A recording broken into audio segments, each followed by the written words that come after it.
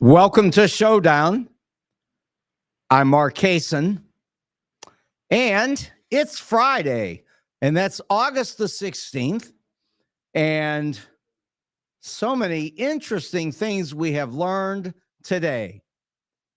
For example, and I think this is important for everybody to understand, 100% of all the jobs that were developed during the Joe Biden administration went to migrants. No, I'm sorry. That's a mistake. It's actually more than 100%. And I found that to be an interesting comment from our dear friend Donald, because here's my question, and I'm not sure I understand this. But then again, Donald went to Wharton, and I only went to UCLA. So he probably knows a little bit more than I do, although his professor at Wharton said he was the worst student that he had ever had at Wharton, ever. So but we'll put that aside for a moment. Donald says, maybe he knows something I don't. It's possible. He says that more than 100% of all the jobs that were developed during the Biden administration went to migrants. More than 100%. Now, I'm not sure, and maybe somebody could help me. And by the way, my dear friends who support Trump are going to be on this afternoon. And maybe they'll be able to help me with this, because I don't like to be without information. I mean, I don't like when other people are informed and I'm not. So let's try to get this straight. 100%, as far as I know, is everything. So if you were talking about the jobs that came in under Joe Biden, 100%, good afternoon, Ben, 100% would be all the jobs, all of them. So more than 100% would be all the jobs plus some more jobs. But wait a second. If 100% is everything, then how can there be anything else? That doesn't seem to work. But maybe that's because I only went to UCLA and Donald went to Wharton. Now, I understand he cheated at Wharton. I get it. He copied and he lied, and so it's possible that with all that extra work that he put into everything, that he learned something that they never taught us at UCLA. Because like I say, I always thought 100% was everything. And by the way, even if it were 100%, and by the way, there's a good one, Michael. Yes, Michael says, too bad they didn't take his job. That's true. But maybe you can help me, Michael. And look, between the two of us, maybe we can figure this out, because Michael went to Washington University, a great school, but it's not Wharton. I went to UCLA, a great school, but not Wharton. There's something I'm missing here, because more than 100% of all the jobs that were generated in the Biden administration went to immigrants. More than 100%. In fact, he hesitated for a minute, and then he said, no, definitely more than 100%. So I just want to be sure, because we ought to know what we're talking about. I mean, we're going to have to make decisions about this upcoming election. If there's something that we don't understand, we should figure it out. But I will say that if it's only 100%, if just all the jobs went to immigrants, it's an interesting point in itself. So every new job last year went to an immigrant. Last I heard, we averaged 285,000 new jobs per month. So 285,000 jobs per month, if there were only 10 months, would be roughly 3 million jobs.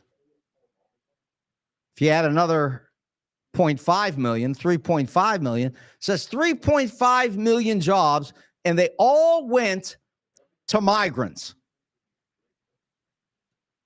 I have to tell you, we should get more migrants. Sounds like it to me, because they're getting all the jobs, and we need to hire people. We need lots of workers in this country. I think we need more immigrants. But at any rate, certainly Donald was very upset over this, because so many of our jobs were going to these immigrants, and that's a little concerning.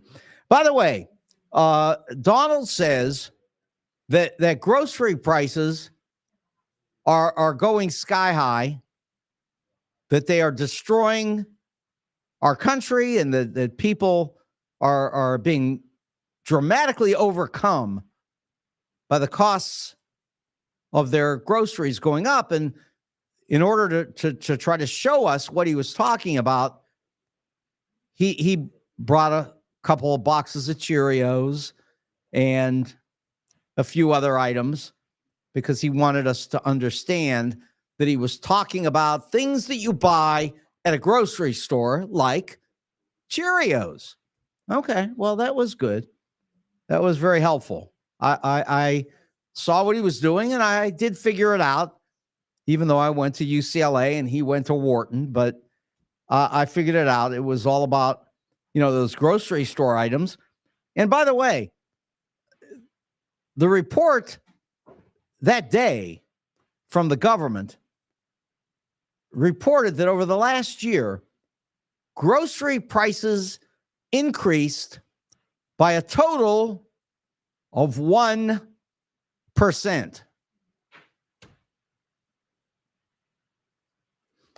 Well, grocery prices were up 1%, and all the jobs, all of them, all 100% of all jobs, went to immigrants. I don't know. I think we're going to have to develop an equation and figure out the meaning of all of this, because we've got a lot of percentages flying around here, and we want to be sure that we understand this thoroughly. I'm sure that Donald does, but, a smart guy like him can't be explaining everything to us, because he just doesn't have time for it. He's an important man. By the way, that important man, they rang up all of his net worth to figure out where he stood. They got a hold of his financials, and they found out that the vast majority of all of his money was actually in that crazy company of his, if you can call it a company which, number one, has 30 employees. Number two, does nothing. Number three, I don't know what the 30 employees do. I guess they sit around and figure out how to defraud insurance companies and banks, which is important work. I mean, you got to work hard at that. So that's what the 30 people do. And then on top of that, he's got some debts he has to pay. Mostly his net worth is his debts. It's what he owes, and he owes plenty. But DJT, that's his net worth. Now, unfortunately for Donald, he can't sell it. But in 2 weeks, he can sell it. Now, the stock market was up today. Pretty much. It did a nice job. S&P was up the equivalent of 200-300 Dow points. It's been going up all week long. All the stocks are going up. Everything. Look at the advancing and declining issues. Many more stocks going up than down. Oh, but I'm sorry. Not DJT. It has actually been going down all week. And today, Donald lost not too much, another $50 million. But a guy like him, he could afford it. He's wealthy. And I'll tell you, if he were only an immigrant, he could get a job. But see, he can't get a job because 100% of all those jobs went to immigrants. And apparently he's not one, even though he made a mistake the other day and said something about being one, that he came from Germany. But I guess maybe that was because he wants a job. So he was trying to maybe convince some people that he could actually get a job because he's an immigrant. Oh, I'm sorry. Maybe they meant ignorant. That's probably what they were talking about. Not immigrant, ignorant. I think that would apply. What else did he figure out this week? Oh, here was a good one. When he was on TV explaining how the markets were plunging and that the economy was crashing because the United States is a stupid country, one where the American dream is dead.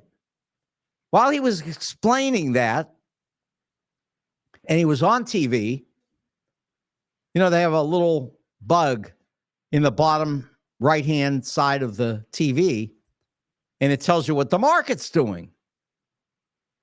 And while he was proclaiming the end of Western civilization, the market was climbing somewhere in the vicinity of 1,000 Dow points towards the all-time high. But I guess that fits in not with the immigrant part, but with the ignorant part. So that's all right. Don't be mean. Don't be mean. Now, Donald says that no one knows Vice President Harris's last name. That's pretty good. Maybe we should point out to those people who don't know that it's actually the name that Donald's saying, which is Harris. So that's pretty good. Vice President Harris's last name is Harris. That's why he went to Wharton. They don't send people to schools like that for nothing. What a great job, Donald. By the way, Trump in Pennsylvania, he won in 2016. He won by a good margin, he says. I didn't think it was by very much at all, but he says it was by a lot. However, he says he won by more in 2020. Interesting, since he actually lost. But that seems to fit in perfectly with all of these other numbers that Donald's been talking about for the last several days. And I think that part of this may have to do with the fact that Donald says that we have been thrown into a communist system. Well, again, I'm confused because I must not understand what a communist system is. And as far as Donald himself is concerned, he has absolutely nothing. Zero. He's got nothing except for $2.5 billion worth of a company that he can't sell, which does nothing, has 30 employees who do nothing that we can actually identify. And actually, the company lost $58 million last year, which is an interesting number because I'm not sure how you lose $58 million when you're doing nothing. So look, there are a lot of things I don't get today. And I'm sure it has to do with the fact that I went to UCLA and he went to Wharton. Apparently at Wharton, they teach you a lot of things that you can't learn at other great institutions. Possibly while Michael is watching the show this afternoon, my cousin Michael, perhaps since he went to Washington University, maybe he can figure out what it is that I don't understand, because I don't know everything, that's for sure. But I do know this much. I can spell A-M-Y. It spells Amy. Hi, how are you? Amy Louise Carter. I like that. Thank you. Yeah. Not a relationship to Jimmy. You know his daughter's name was Amy, or is Amy. It's Amy, yeah. Not related. Okay. I had to ask. If I am, I'm not receiving any of the proceeds from the peanut business. So. Okay. Well, I was just trying to find out. Again, I didn't go to Wharton. I only went to UCLA. So I wouldn't know. You know, Donald could probably explain it to us, but yeah, I can't figure it out. Yeah. Wharton is Wharton. UCLA is, sort of a lower level deal. And I know we've got Jim coming here any minute. Yes. He may be a little late. He's waiting for a very important phone call. Well, wait a second. We've been thrown into a communist system, so what could he possibly have to do? Well, I mean, certainly he's not going to sell anything. That would be a capitalist system. Well, I think it's more of a personal issue. Oh, well, okay. Personal, we can always understand that. His basement flooded horribly, so he's waiting for the contractor to call. That could take days. Yeah. Well, he better not be waiting for Donald to help him out, because if he's waiting for Donald, all he's going to get is a spit in the eye. Hi, Jim. How you doing, Mark? I'm doing great. Spicy in here today. I couldn't connect for some reason. That's true.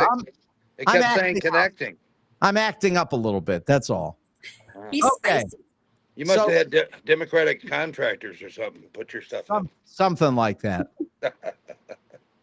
Okay, you all. So help me out today, because, I'll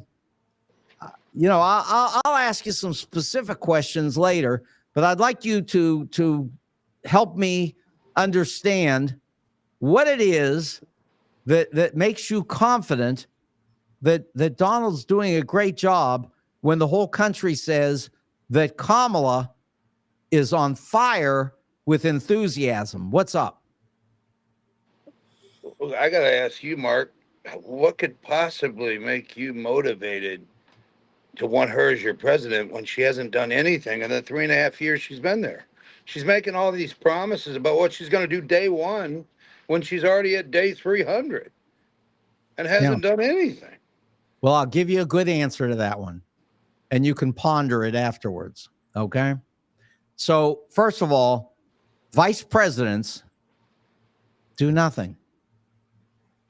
They do absolutely nothing. In fact, one vice president famously said that the office wasn't worth a warm bucket of, I'll say spit, but that's not what he said. Okay. So the point is, vice presidents are supposed to do nothing. They are supposed to watch the president and make sure that all the breathing is going okay. Which we know she did, Yeah. because Right. that's what she was basically only doing until after the primaries, when she said, I don't know if he's breathing anymore. Maybe I should take over. Well, and she did. And she did. And look at the incredible enthusiasm that has followed that decision. Where was the enthusiasm the first time around when she got like 1%? Well, you're talking about when she ran against Joe Biden. When they said they hated each other. Yeah. Well, which, I'll be fair, JD and Trump, they had their clashes too. I think that's just par for the course. That's just how it goes. JD said that Donald was Hitler. Who said that? JD Vance. I don't remember that.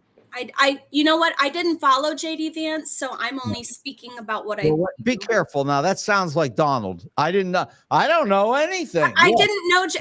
I did not know anything about JD Vance prior. I'm going to be honest. Google it. Not now, but Google it. He said that Donald Trump was the American Hitler.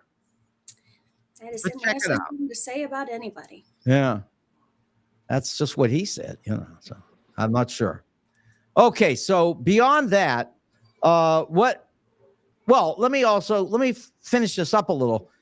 Vice presidents traditionally are considered to do a horrible job. And even to this extent, Teddy Roosevelt, at the time that he ran for president and vice president, he ran as vice president in 1900. The Republican Party put him in as vice president because they were afraid of him. They thought that he was going to try to boss people around, and they thought that by putting him in the administration, that he would behave himself, that he would just sit there and wait because vice presidents do nothing. Now, little did they know the president would die and that Teddy would become the president. Was their worst nightmare.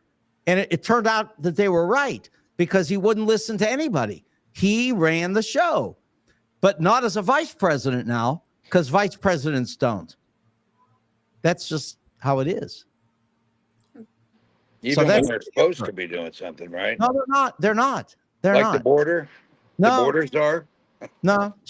She actually was given a job to collect some information, and she collected it. Come on. No, that was the job. It was strictly to collect information, and she did collect it. Yeah. And by the way, you do know this, that the border crossings, which I don't like this, but the border crossings today are at the lowest of the last 4 years. They're down below anything under Trump. They're below 2,000 per day. They were 8,000 a day. They're down to 2,000, and keep dropping. That's because they're bringing them over in the airplanes and on the buses. So it's really different. No, okay, I know you're being funny like me, but I can be facetious. No, I get it. That's all right. But here's what I'm saying. I want the border crossings up, like Ronald Reagan did. Ronald Reagan said, we need more immigrants. We need to continually increase the number of immigrants in America because it will renew the blood of our country and make us a very healthy place to live where people are productive and successful. Now, I played that clip on the air about a week ago. Well, there's a difference between legal immigrants and illegal immigrants. Absolutely. He didn't say that. He didn't say that. We know I'm sure he meant that. Yeah, well, I mean, people used to do things the right way. I mean, for the most part. The right way is very simple. People cross the border, and all you have to say is, it's legal. If it's legal, then that's fine. Just let them in. You don't think we should know who's coming across our borders? Huh? Except well, by the way, they commit the least crimes of anybody in the United States of America. The number Well, the number so of crimes committed by migrants are tiny, almost non-existent. And how do you know that, Mark? Well, the government reports it. Of course. Yeah. I can tell you Come that I live just south of Chicago, and I don't go to Chicago anymore because I witnessed with my own eyes how dangerous it is for people like me and you to walk around. And I can tell you for a fact that those numbers are skewed because we have no way of calculating how many illegal immigrants are in our country. And there's no way to do the facial recognition to see who's committing the crimes, and in some instances because we don't know who they are, and we're looking at a major invasion of illegal immigrants. And I personally see it every day. I'm not sure exactly. I know you're in the St. Louis area, Mark, but I'm not Sure. sure. Sure. And I know there's some issues there too. Um, and I was born and raised in that area, and I have seen a lot of changes because I come back to town every couple of months, and which I'm hoping sometime soon I might be able to come in and visit you in the. Oh, that'd be great.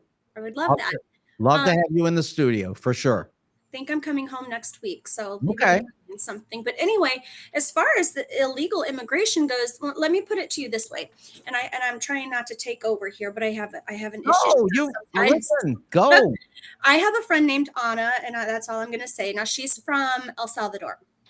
She worked her beautiful little booty off, her beautiful Spanish speaking booty off to get in this country. She did all the right things. She took her tests. She waited in line. And she came here, and now she's an immigrant from El Salvador, and she is against illegal immigration. Every immigrant that I know personally says the same thing. We worked. And I don't think it's fair because there's people from other countries that do not share the borders with us that are waiting years to become legal immigrants that want to be productive members in society that can't get here because they have to wait. They don't have a border they can just step over and say, "I'm here, take care of me." And I mean, as far as I'm concerned with the illegal immigration issue, I mean, that's probably maybe our number one, number two issue as far as the exorbitant amount of funding that the federal government is spending. Part of the reason why inflation is up is because we are giving money to Ukraine and paying for all these illegal immigrants to live in this country when our own people are starving and can't afford their own homes and meals for their children.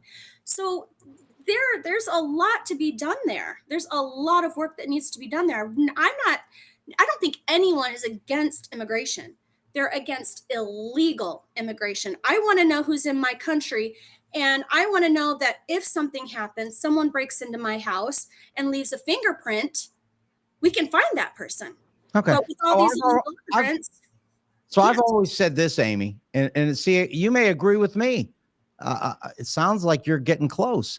So if we send 1 million high school graduates down to the border and let everybody come across, and while they come across, these high school graduates, they get each person that comes across, they get assigned to somebody, sort of like the Peace Corps, and they get assigned to these people who come across the border.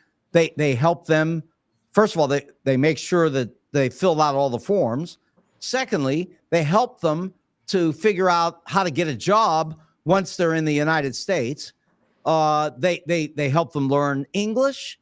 They help them to figure out how to fit their kids into some kind of schooling situation. And all of these people that are coming across are carefully monitored by, number one, our border officials, people that we send down there to do the monitoring, who actually monitor the high school workers who help all of these immigrants who come across. And wouldn't that accomplish what I want and what you want? I see where you're going with that. It sounds like a wonderful idea. The problem is you're going to send minors to deal with people, strangers you don't know, Not minors. to do jobs that No, not minors. should take months, if not years, to really make sure we are getting the information about these people. I mean, Hey, listen, Venezuela is just letting the prisons open and saying, hey, go to America. 18, 19, and 20-year-olds who right now we send to Africa. We send to Asia.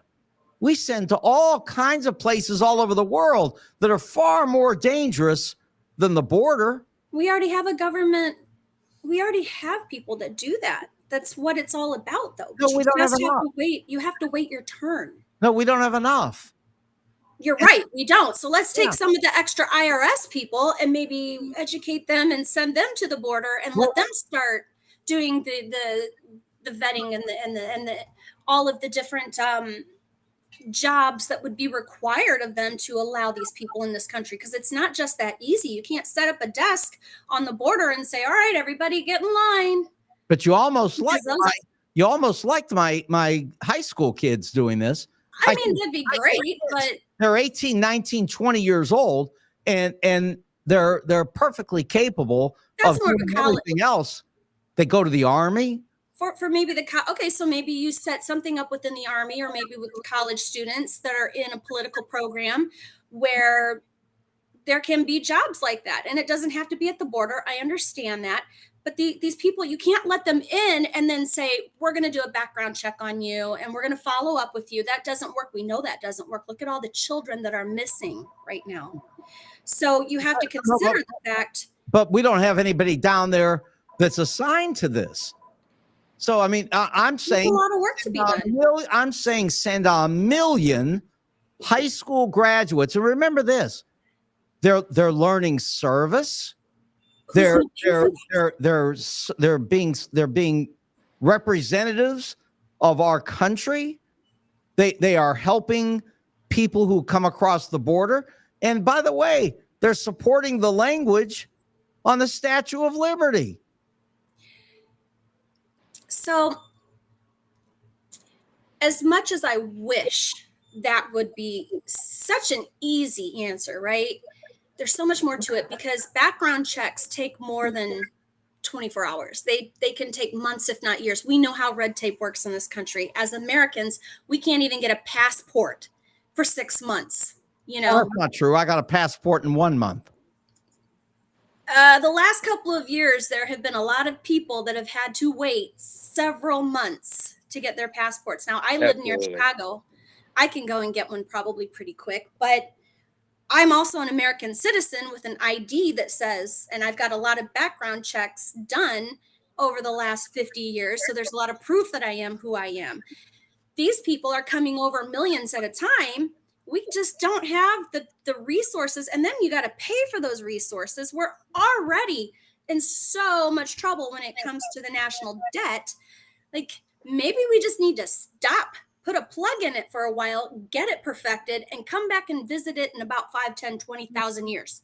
Okay. I'm going to do a little capitalism business here right now. But while I'm doing it, I want you to think about, because you were talking about the national debt being a problem.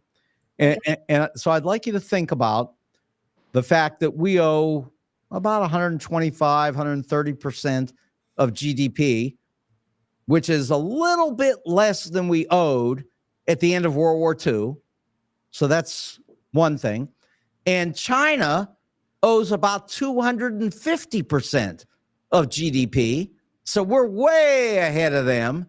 And actually, after World War II, when we owed like 135 to 140%, our country was on the verge of one of the greatest economic booms in history. So I want you to think about it. Think about whether I'm making a point or whether I'm completely wrong. But right now, I want to send some people to Wendy's for dinner. And I can tell you right now that Wendy's dinners are terrific. Now, it starts off with wings. People love wings. And Wendy's has the best wings. Now, I don't know that for a fact. That's not my knowledge. That's what people tell me. People who go there say it. I don't eat wings personally.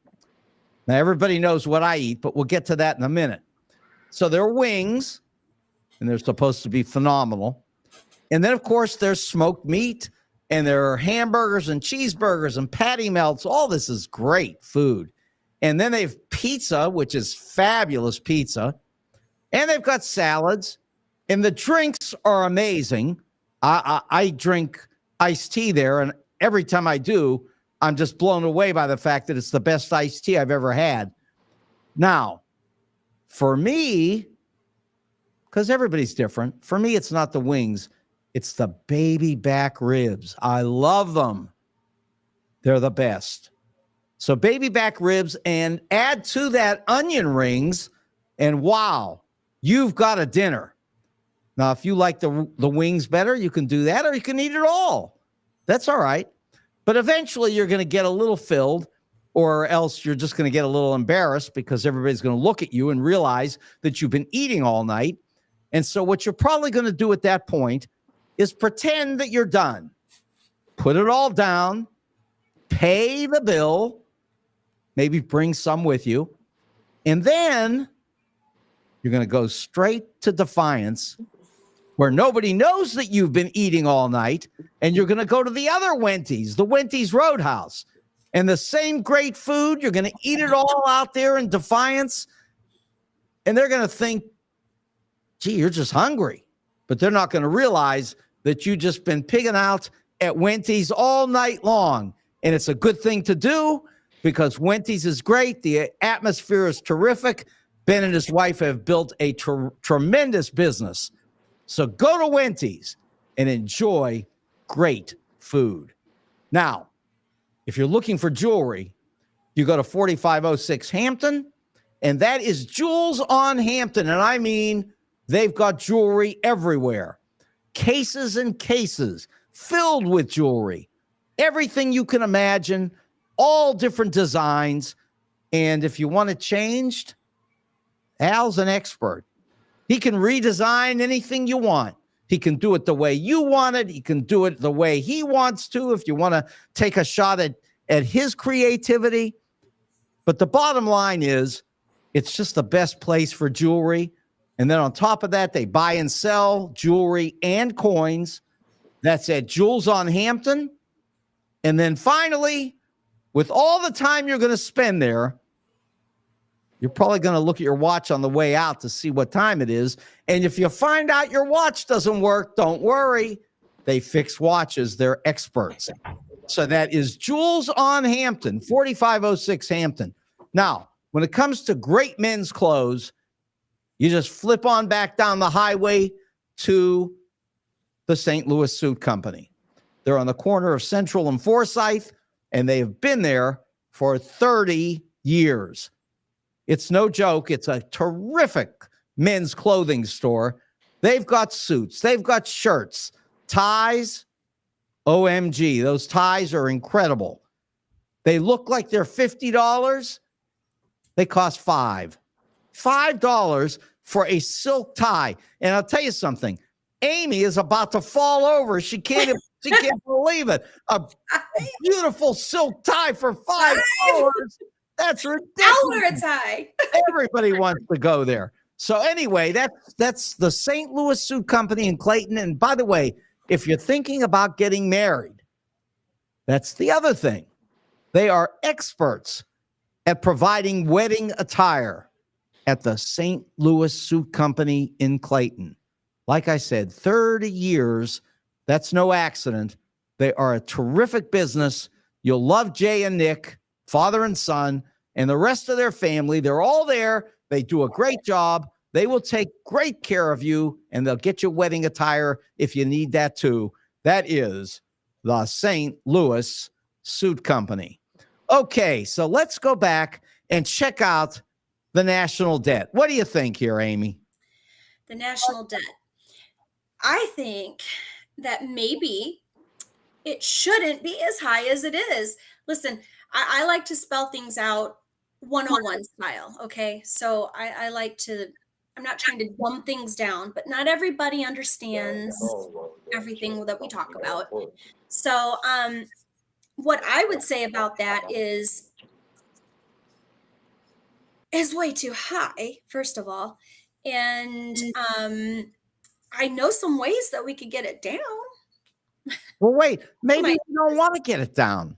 Maybe that's not even a necessity. Maybe 130% of GDP, which is where we were before the incredible explosion upward after World War II, maybe that's a good number. Maybe that helps to encourage growth. Is that possible? Not everybody understands how inflation works. Okay. Not everybody understands how we get the debt, how we work with this debt, and how it can work for and against.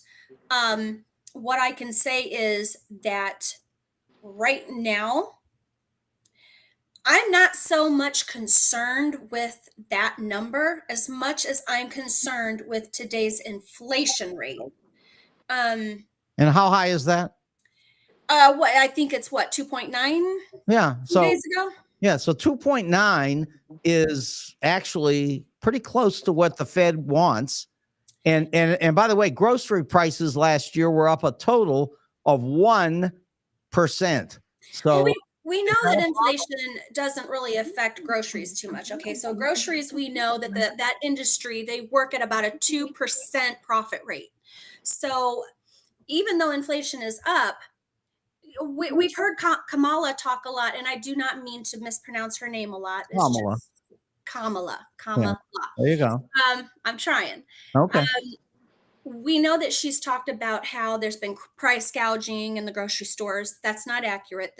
The federal does not have anything to do with that. If they did, we'd be in a world of hurt because they should have no regulations on certain types of spending in the country.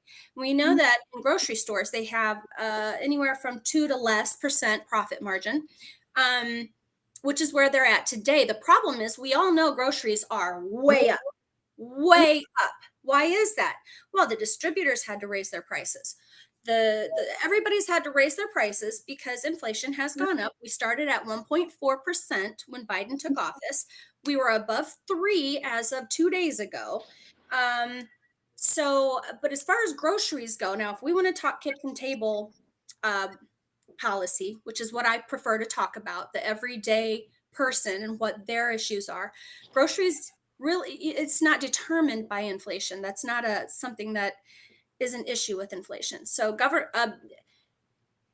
groceries prices go up because the cost from the distributors go up because brick and mortar cost goes up. Employee wages, instead of paying the minimum wage, they're screaming that they want $15, $20 minimum wage. Well, when you do that, then you got to raise your prices of groceries. They're still maintaining less than 2% profit margin. So the grocery stores are not price gouging. That's not an issue. It's cost of living for everyone. Yeah. Well, you know that overall commodity prices are dramatically down. And that's all commodity prices. And I showed the chart on the air the other day. And as an example, lumber is right now near its all-time low. In fact, it was recently at its all-time low. So, I understand that, something is up in price a little bit. Well, we know not that much. Rent is 30% up. Mortgages everything's sky high right now. Right. You're right, guys.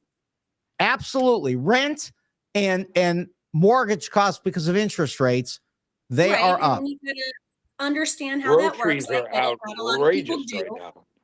Right. I mean, insurance rates sky high. You can't buy a car. You can't buy. I mean, well, no, you know better than anybody how it is right now. Rates are way down. I just paid $3.89 a gallon of gas this morning. I mean, boy, I miss Trump. That's low. Compared to what? See, people do that, and I hear that a lot on the Democratic side. Oh, it's at an all-time low. Since when? Last week? Because it's no, oil is not at an all-time low. I didn't say that. No, but I'm being a little. But the prices are relatively calm in the oil market right now. Relatively calm. They are. What is the cost of a barrel of oil? 70. Is it? Yeah. I haven't looked. I'm not being 70s. smart. In the I'm not being 70s. smarty pants. I really Yeah. don't know at the moment. Yeah. I haven't looked It's in a not week. that high. I mean, it's been 150. It's 70s. That's not, I said it's relatively tame. And by the way, throughout all of this, the United States is the #1 oil producer in the entire world. Number one. And has been for 7 years. Listen, and our oil production has gone up every year except for 2 years during Trump, which Thank you. 76. unfortunately, I mean, I can't blame him. It was COVID, but the point is, since Joe Biden's been there, every year the amount of oil produced in the United States goes up to record highs. It was under Trump when it actually started, when we started being the #1 producer. No, that was actually under Barack Obama. It was 7 years ago. Obama wasn't president 7 years ago. Yeah, Barack Obama is when the price of the amount of oil produced began to explode Okay, so upward. And then it continued during Trump, and except for during COVID, and then during Joe Biden, the production of oil rose every single year. This year, all-time highs. okay, if that's the case, then why is gas so high? Well, it's not that high. It's insanely high. higher than $1.50. That's because there's demand. The price for oil, the price of oil went down at the time that you're talking about, Jim, because nobody was driving. Everything was shut down because of COVID, and the price collapsed. It wasn't COVID for 4 straight years. The average price per gallon of gas while Trump's presidency for 4 years was $2.20 a gallon. Yeah, that was the average over 4 years. That's averaging in the COVID numbers. COVID was only the last year of that. I'm saying you're averaging in the COVID numbers. The last 6 months of 2020 is when we started to see changes. And again, with COVID, that did change some things. You're right. The supply and demand is off. But Sure. but at the same time, at the same time, I'm seeing all these people, especially the Democrats, suggesting that Biden has created all these job opportunities, and there's such a demand now, which isn't true. We've got what's called COVID rebound. Those people shouldn't have lost their jobs in the first place. Exactly. I don't understand why there aren't more lawsuits. I can tell you for a fact that in Chicago, a lot of the police officers that were fired because they were anti-vax sued Chicago and won. So those jobs should have never been gone in the first place. And for me, I see a little bit of a conspiracy there. I see a lot of, that's just not true. I'm not going to be nasty and call them lies or liars, but I'm going to tell you that you can't say COVID rebound was a plus for Joe Biden in his presidency. Well, let me ask you this. What do you think the chances of this being true are? Because Donald has been saying this for the last couple of days, and he said it pretty emphatically, and that is he claims that 100% of all jobs created in the United States over the last 4 years went to migrant workers. And by the way, after he said it, he thought about it, and then he said, nah, it's not 100%. It's more than 100%. Now, since 100% is all of the jobs, I'm not sure how it could be more than 100%. But all I'm asking you is this. Do you think there's a chance that every job in the United States in the last 4 years went to only migrants? Is that possible? I don't know to what he's referencing. Is there a specific job he's talking about, or is this? I don't know. I didn't hear him say that. I'm not sure. Okay. What was said? If he said that and it was in reference to all jobs across the board, we know that's not true. Correct. But I don't know. Okay. The context to that remark. Okay. Well, check it out over the week. and maybe next time you might come back and we'll discuss it again and see if we can make any sense of it. Okay. Let me ask you this. Do you think that the United States is a communist system? Not yet. You think we're headed there, huh? Socialist with a little sprinkling of communism, yeah. Yeah. So explain to me. I mean, Donald is saying this right now. He says that the Kamala is throwing us into a communist system, and I don't understand what he's talking about. I know a lot about communism, but it sure doesn't look like this. But tell me, maybe there's something I can learn. So I think I know where he's coming from with this. We know that that Kamala's parents were both very much involved in Marxism, communism. They did a lot of civil rights movement things. I don't know a whole lot about that, but I know that she was raised on some Marxism and communism. Is the civil rights movement communist? No, but I Oh, think that they were maybe. I mean, you were back then. You know what happened back then. You know that there were a lot of people that. I'm going to get back to the point. The point is, sure. I do believe that Kamala does have a background in her past with communistic ideals, Marxist ideals. I do see our country going in a negative direction. We've witnessed freedom of speech being questioned. We've witnessed our right to bear arms being questioned. We've seen in Minneapolis, let's just talk about the police walking down the street shooting paintballs at people to stay in their house during COVID. That's something you'd see in North Korea. Um, I'm seeing a lot of sprinkling of communism everywhere I look, and it is scaring the tar out of me. I do worry about that at night. Now, you talk to me about it, Jim. Are you afraid of it too? Oh, absolutely. I think, I mean, they absolutely lead towards communism. The Democrats, if they had it their way, that's exactly how it would be. Look at Is that. Here, go ahead. I want to is ask you something when you're is done. George Soros a communist? Yep. He is. George Soros is the devil. Okay, so here's the thing.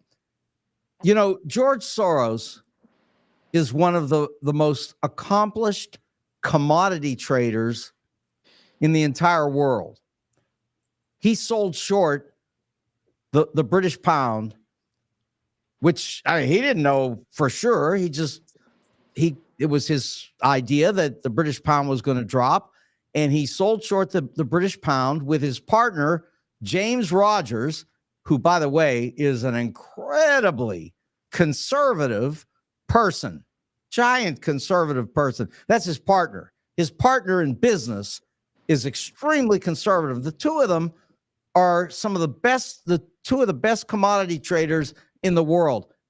Does that sound like a communist job?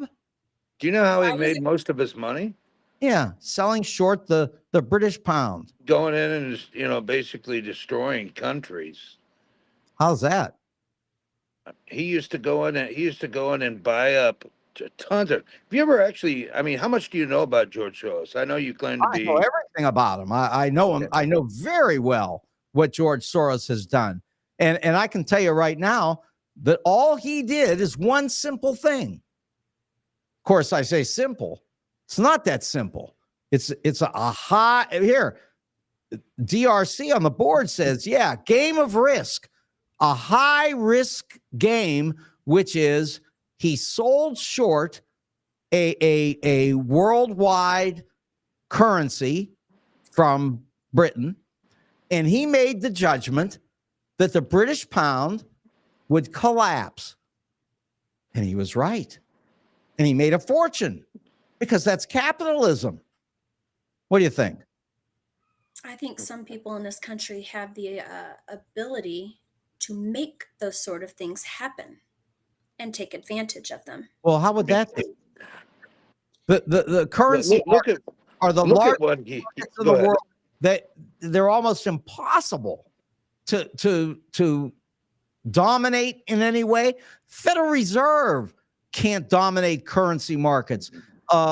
Banks, central banks in other countries try to change the direction of their currencies for the benefit of their countries, and they can't do it.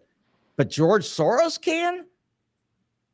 George Soros also Did. he was the biggest funder for Antifa, BLM. I mean, he was behind a bunch of this stuff that went on when they were burning down cities. A lot of the money came from him. I mean, it's not like it's a secret. I think everybody knew that he was behind most of that.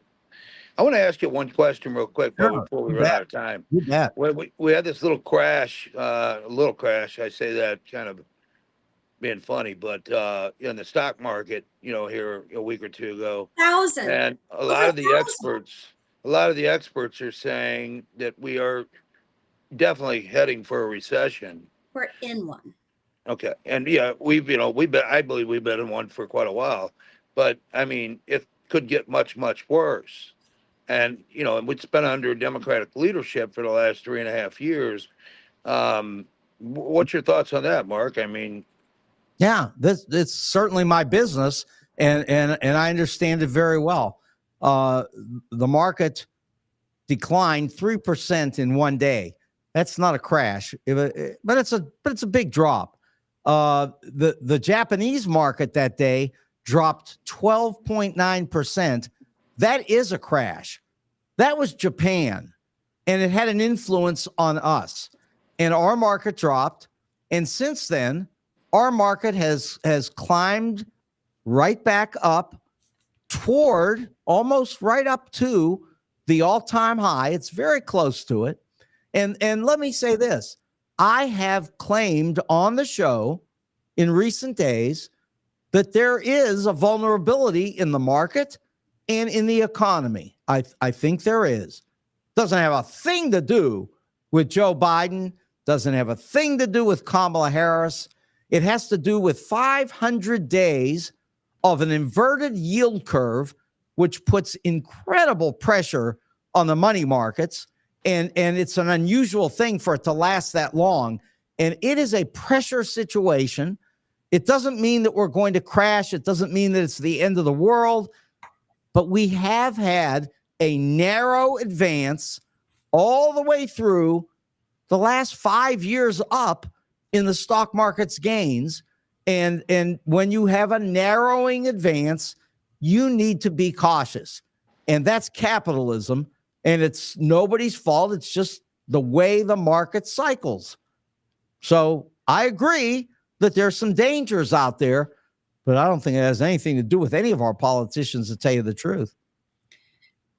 There's a lot of people that argue how much the president really has to do when it comes to Sure. inflation and things like that. And we know that government funding or federal funding does have an effect on inflation when it's at levels that it has been lately. And so, is that the only thing? No. We know interest rates cause an effect. We understand, well, most of us understand the push and pull. We get that. But you have to admit, if we weren't giving so much to Ukraine, if we weren't giving so much to the illegal immigration issue, the crisis that's going on in this country, if we were fracking, if we were getting our own oil, I mean, instead of importing from other countries, there's ways that we could make this work. Yeah, I can't prove it in 50 seconds because that's what we got left. But I can tell you that we disagree. Okay, and I think that we have the ability to spend a whole lot more money than what we've already spent, and there are a whole lot of things that we could do to bring down the cost of our borrowing. But again, now we're down to 20 seconds, so we're going to have to get out of here. But I thank you both very much. I can't wait till you come back again. I want to mention, obviously, Wendy's, the St. Louis Suit Company, and Jules on Hampton. And this is Showdown. I'm Mark Kaysen with Jim and Amy. Good night. Bye. Thank you.